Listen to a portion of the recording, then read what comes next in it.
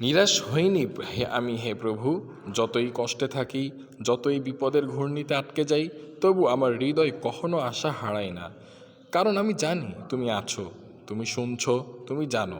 পৃথিবীর প্রতিটি দুঃখ যেন এক অজানা বার্তা নিয়ে আসে, যেন বলে যায় ধৈর্য ধরো, তোমার প্রভু তোমার সঙ্গে আছেন।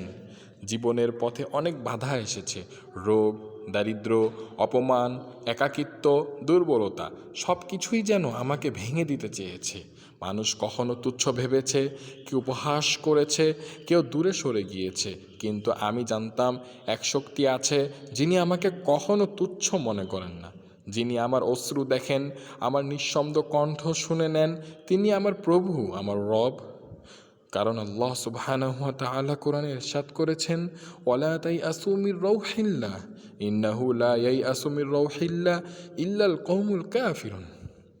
এই আয়াত আমার প্রাণে নতুন আলো ছড়ায়। যতবার হতাশা আমার বুকের ভিতর ঢুকে পড়তে চেয়েছে, ততবার আমি এই আয়াতের আলোয় নিজেকে জাগিয়েছি। কারণ আমি জানি যে আল্লাহ মাটির কোনায় প্রাণ দিয়েছেন, শুকনো গাছকে সবুজ করেছেন, অন্ধকার আকাশে তারা জ্বালিয়েছেন। তিনি তো আমার বুকের শূন্যতাকেও আলোয় ভরিয়ে দিতে পারেন। আমি যখন দুর্বল হই, তখনও তার শক্তি আমার আশ্রয়। আমি যখন নিঃস্ব হই, তখনও তার রহমত আমার ধন। আমি যখন একা হই, তখনও তার স্মরণে আমার মন পরিপূর্ণ হয়ে যায়। নিরাশ হইনি আমি হে প্রভু, কারণ আমি তোমার কাছে সেই অশ্রু ফেলেছি যা কোনো মানুষের কাছে বলা যায়নি। আমি তোমার কাছেই বলেছি, হে আল্লাহ, তুমি আমার রব, আমি তোমার দাস, তুমি আমার অভিভাবক, আমি তোমার আশ্রয়ে। প্রতিদিনের সূর্যোদয় আমাকে শেখায়, রাত যতই অন্ধকার হোক ভোর আসবেই। বৃষ্টির পর যেমন ফুল ফোটে, তেমনি কষ্টের পরও রহমত আসে। তোমার প্রতিটি পরীক্ষা আসলে আমার জন্যই এক প্রশিক্ষণ, যাতে আমি আরও ধীর হই, আরও ইমানদার হই। তাই আমি তোমাকে ভালোবেসে বলি, হে প্রভু, কষ্ট দাও, কিন্তু তোমার ভালোবাসা থেকে আমাকে বিচ্ছিন্ন করো না। ফাইন্না মাআল উসরি ইউসরা, ইন্না মাআল উসরি ইউসরা। এই আয়াতই আমার জীবন মন্ত্র। যখনই চোখে জল আসে, আমি মনে করি এ চোখের জলই একদিন আনন্দের রূপ নেবে। যখন ব্যর্থতা আমাকে গ্রাস করতে চায়, আমি মনে করি এ ব্যর্থতাই আমাকে সফলতার পথে প্রস্তুত করছে।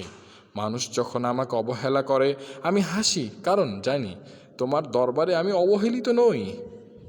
আমার দারিদ্র, আমার অসুখ, আমার মেধার সীমাবদ্ধতা, এসবই এক একটি আয়না যা আমাকে নিজে অক্ষমতা ও তোমার মহত্ব দেখায়।